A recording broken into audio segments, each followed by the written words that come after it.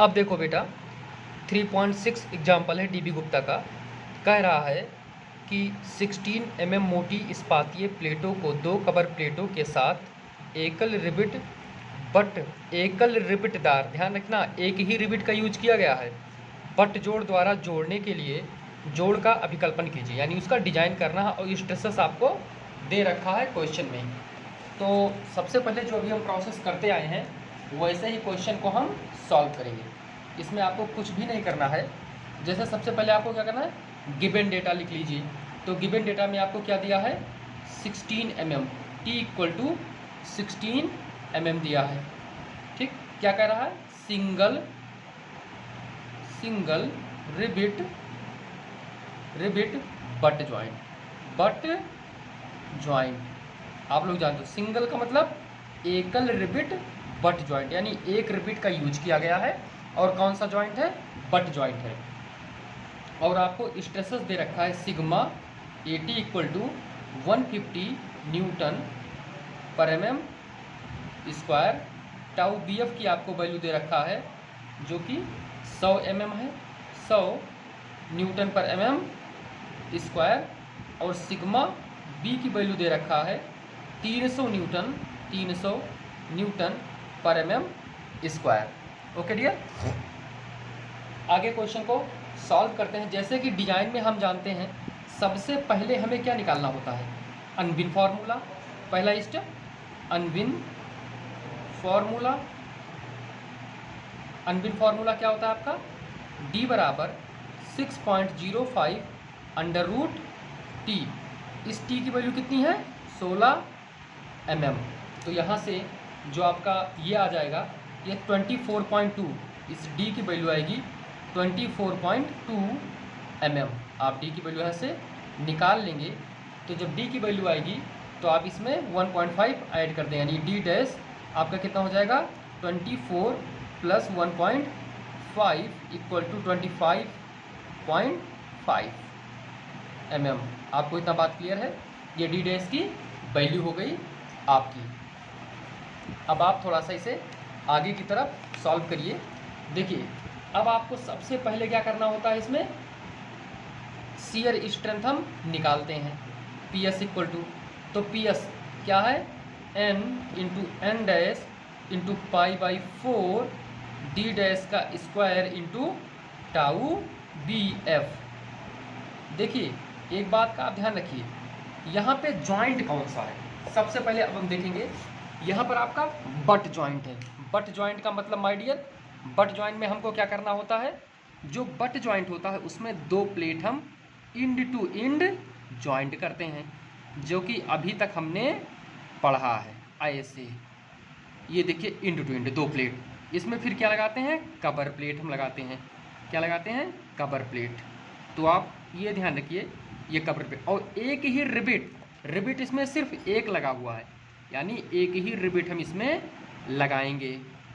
तो आप एक बात ध्यान रखिए, इसकी 16 mm थिकनेस आपको क्वेश्चन में दे रखा है, 16 mm थिकनेस। लेकिन अगर जो हम बात करें इस TC की, यानी कि ये क्या होगा, कवर प्लेट, TCP,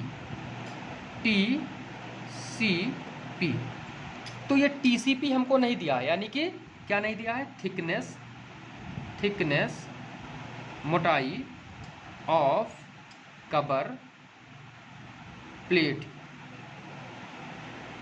तो थिकनेस ऑफ कवर प्लेट हमको पता नहीं है, यानी क्वेश्चन में नहीं बताया गया है। तो अगर जो आपको क्वेश्चन में नहीं दिया है तो आप इसे निकाल सकते हैं। कैसे निकाल सकते हैं, हमने बताया था आपको कि TCP बराबर 5/8 टी, यह फॉर्मूला आपका होता है, 5/8 टी होता है। तो आप 5/8 जब टी इसको लगाएंगे तो कौन सी वैल्यू आएगी, यहाँ पर जो आपकी यहाँ पे वैल्यू निकल के आएगी 5/8 इंटू टी हम करेंगे तो क्या हो जाएगा, 5/8 टी का मतलब टी की वैल्यू आपको दे रखा है 5/8 इंटू 16। तो आपकी जो TCP की वैल्यू आएगी वो आएगी 10 mm। कवर प्लेट की TCP की वैल्यू कितनी आई, 10 mm। अब आप ध्यान रखिए यहाँ पे, तो शियर स्ट्रेंथ तो आप निकाल ही लेंगे। एक बात का यहाँ ध्यान रखिए, अब जब शियर स्ट्रेंथ आप निकालेंगे तो देखिए यहाँ पर रिबिट तो 1 है, यानी कि इस n की वैल्यू, यानी यहाँ पे हम लिख दे रहे हैं आपको समझने के लिए, जो कि पॉइंट है यहाँ पर लिख रहे हैं, जो n की वैल्यू है वो 1 है। n बराबर कितना है? 1। आप इसको देख पा रहे हैं, n बराबर कितना है आपका? 1 है।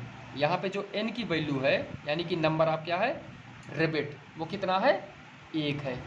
नंबर ऑफ रिबिट आपको कितना दिया है? 1। और जो एन डैश की वैल्यू है, ये क्या है? Shear plane. ध्यान रखिए बेटा, ये बट जॉइंट है, तो यहाँ पर शियर प्लेन कितने होंगे? 1 और 1 2, यानी कि जो एन डैश की वैल्यू होगी वो कितनी होगी? 2 होगी। एन डैश की वैल्यू कितनी होगी? 2 होगी।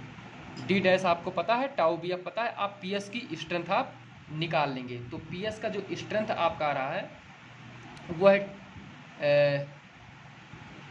102.14। ये इसकी वैल्यू आएगी 102.14 किलो न्यूटन। ये पीएस का स्ट्रेंथ आपका आ जाएगा, जो कि आप कैलकुलेटर से कैलकुलेट कर लोगे। अब हम क्या निकालेंगे? पीबी निकालेंगे। यहाँ से निकाल देंगे पीबी। तो पीबी का फॉर्मूला क्या होता है डियर? जैसे पीबी का फॉर्मूला आपका होता क्या है एक्चुअल में, वो आप यहाँ पे देख लेंगे। होता है n into D dash into T into sigma B. ये आपका बियरिंग स्ट्रेंथ का फॉर्मूला होता है। तो बियरिंग स्ट्रेंथ में अब आप हमें ये बताइए कि कौन सा टी यहाँ पर हम लेंगे। जैसे 2 कवर प्लेट लगा है, यानी कि T1 plus T2 equal to 10 plus 10, क्योंकि एक कवर प्लेट की मोटाई 10 mm है ना, तो 2 कवर प्लेट है तो ये हो गया 20 mm। और जो T बराबर आपको दे रखा है वो कितना है? 16 mm। अब आप बताइए कि 16 और 20 में से कौन सी वैल्यू कम है? तो ऑब्वियस ही बात है कि 16 mm हमारा कम है, तो हम 16 mm यहाँ पर लेंगे। किसी को कोई डाउट तो नहीं है? तो n की वैल्यू कितनी है? Number of रिबिट 1। डी डैश की वैल्यू कितनी है? 25.5 इंटू 16 इंटू 300। ठीक, यहाँ से आप जो पीबी की वैल्यू निकालेंगे वो आपका आएगा 122.4 किलो न्यूटन। ये पॉइंट आपको क्लियर हो गया होगा। ओके माय डियर, आगे देख लेते हैं थोड़ा सा इसके पॉइंट में। यहाँ से बात करेंगे थोड़ा सा आगे के पॉइंट में। तो ये बहुत ही आसान क्वेश्चन है, बस थोड़ा सा कॉन्सेप्ट आपको ध्यान रखना है। अब देखो, हमने आपको बताया है कि रिबिट वैल्यू यानी आर वी। अब आर वी बराबर क्या होता है? Minimum of P S comma P B. इन दोनों में से जो वैल्यू कम होगा उस वैल्यू को आर बी मानेंगे। तो आर बी बराबर वैल्यू कौन सा कम है? हमारा कम है जो है वो पी एस की वैल्यू कम है। क्यों? क्योंकि पी एस की वैल्यू 102 है, 102.14 किलो न्यूटन। ये बात आपको क्लियर हो गया होगा। अब जब हम निकालते हैं पीटी, ध्यान रखिए इसमें पीटी का ही कॉन्सेप्ट है, क्योंकि यहाँ पिच निकालना होगा। टीयरिंग स्ट्रेंथ, टेंशन स्ट्रेंथ, वो आपका होता है, जो टेंशन स्ट्रेंथ होता है P minus D dash into T into sigma A T. देखो डियर, पिच हमको नहीं पता है, डी डैश पता है, तो जो पीटी होगा इसको किसके बराबर मानेंगे? पीटी को किसके बराबर मानते हैं? पीटी बराबर हमारा हो जाता है आर वी हो जाता है। आर बी की वैल्यू आपको पता है 102.14 गुणे 10 के पावर 3 इक्वल टू पी की वैल्यू कितनी है? पिच आपका कितना है?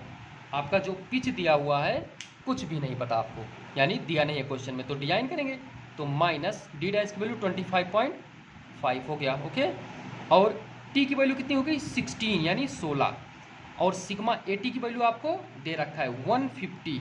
ओके, अब जब आप इसको डिवाइड करेंगे कैलकुलेटर से, यहाँ पे वैल्यू निकालना पड़ेगा आपको, आप कैलकुलेटर से आसानी से डिवाइड कर लीजिएगा। जैसे क्या दिया हुआ है, एक बात ध्यान रखिए, 10³ इसलिए किया क्योंकि 102.14 किलो न्यूटन में था, इसे न्यूटन में चेंज किया है हमने। तो 102.14 into 10³ divide by 16 into 150। Okay, तो यहाँ से 42.55 ये आएगा P माइनस 25.5, और जो वैल्यू आपकी आ रही है 42.55 तो यानी पिच बराबर आपका जो वैल्यू आ जाएगा, इसको ऐड कर देंगे प्लस 25.5, तो हमारा 68.05 है, 6868 mm। ओके, ये वैल्यू हमें पिच की मिल गई। अब देखो मिनिमम पिच आपका क्या फॉर्मूला होता है, मिनिमम पिच, मिनिमम पिच क्या होता है, मिनिमम पिच, मिनिमम पिच न्यूनतम पिच कितना होता है 2.5 डी। तो डी की वैल्यू कितनी है, कितनी है डी की वैल्यू 24, 24 दूना 48 और 12 60, यानी कि 2.5 इंटू 24 करेंगे तो आएगा 60 mm। यानी कि यहाँ पर आंसर कौन सा आप लेंगे, जो आप प्रोवाइड करेंगे वो लेंगे 68 mm। क्यों, क्योंकि हम मिनिमम 60 mm कर सकते हैं, तो 60 mm से ज़्यादा भी तो कर सकते हैं, क्योंकि 32T इंटू मैक्सिमम पिच की अगर जो कंडीशन देखें तो 32T आपका होता है। तो क्या लिखेंगे कि प्रोवाइड कितना करेंगे, प्रोवाइड 70 mm, 68 को हमने 70 कर दिया है, 2 बढ़ा दिया है, 70 mm पिच। ये आपका कंप्लीट डिजाइन हो गया क्वेश्चन का। ओके।